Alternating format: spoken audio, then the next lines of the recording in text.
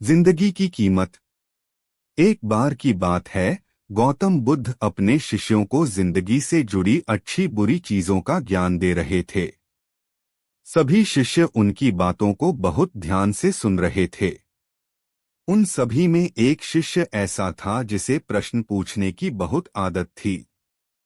वो उठकर गौतम बुद्ध के पास गया और उनसे बोला, आप हमें जिंदगी के बारे में जो कुछ सिखा रहे हैं उस सब का क्या फायदा, क्योंकि हम में से बहुत से बच्चों को ये भी नहीं पता कि हमारे जीवन का मूल्य क्या है और ये जीवन हमारे लिए कितना कीमती है।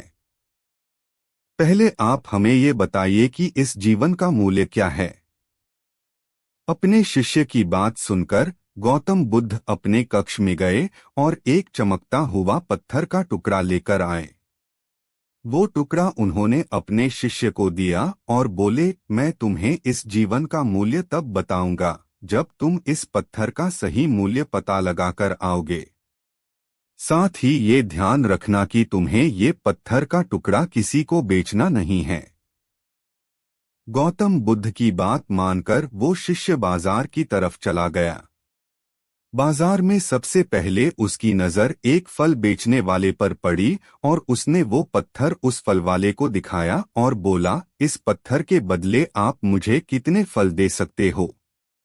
फल वाला बोला, ये पत्थर कुछ खास तो नहीं है, लेकिन फिर भी इसके बदले में तुम्हें 10 केले दे सकता हूँ। वो शिष्य उस पत्थर को लेकर आगे चला गया। फिर उसे एक सब्जी वाला मिला। शिष्य ने उस सब्जी वाले से उस पत्थर की कीमत पूछी। सब्जी वाले ने उस पत्थर को ध्यान से देखा और बोला, इस पत्थर की कीमत के बदले में तुम्हें ज्यादा से ज्यादा एक बोरी भरकर सब्जियां दे सकता हूँ। इसके बाद वो शिष्य उस पत्थर को लेकर एक सोने के व्यापारी के पास गया। उस पत्थर की टुकड़े की चमक देखते ही उस सुनार ने उसकी कीमत 100 सोने के सिक्के लगाई। शिष्य ने वो टुकड़ा बेचने से मना किया तो वो सुनार उसके बदले 200 सोने के सिक्के देने को भी राजी हो गया। लेकिन शिष्य ने वो पत्थर नहीं बेचा। इसके बाद वो शिष्य एक हीरों के व्यापारी के पास गया और उनके सामने उसने वो पत्थर के टुकड़े को रख दिया। उस पत्थर को देखते ही हीरों के व्यापारी ने एक साफ कपड़ा बिछाया, उस पत्थर को उसके ऊपर रखा, फिर उसकी परिक्रमा की और हाथ जोड़कर उस पत्थर को कपड़े में लपेटते हुए वो बोला, तुम जिसे मामूली पत्थर समझकर उसकी कीमत पूछ रहे हो, असल में ये एक बेशकीमती रूबी है।